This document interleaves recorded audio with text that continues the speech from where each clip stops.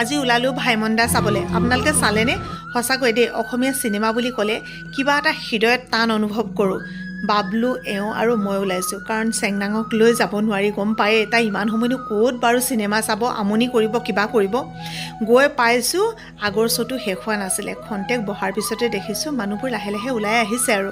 আনন্দ ফূৰ্তিৰ বাবে বয়সৰ কোনো সীমাৰেখা নাথাকে। দেখিছেনে কেনেকুৱা বয়সৰ মানুহেও চাবলৈ আহিছে, ভাল লাগে ন? গাড়ীত বহি থাকোঁতে হঠাতে দেখিলোঁ সেইজনী অংকুস্মিতা, মানে নেনা এইবুলি ক'লেহে চিনি পায় আৰু।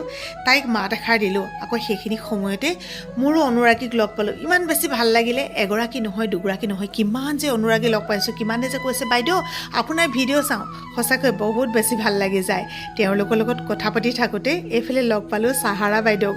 বহুত বেছি হাঁহিলোঁ, ফূৰ্তি কৰিলোঁ, কি যে ধেমালিবোৰ কৰিলোঁ নহয়। বেছি সময় অৱশ্যে কথা পাতিব নোৱাৰিলোঁ, কাৰণ ইফালে চিনেমা আৰম্ভই হ'ল। পপকৰ্ণ খাই খাই চিনেমা চালোঁ।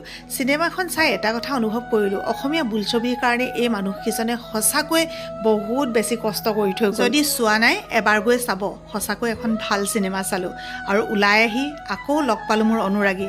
এই কণমানিজনীয়ে যে চেংনাঙৰ কথাও সুধিবলৈ পাহৰা নাই, ইমান বেছি মৰম লাগিলে।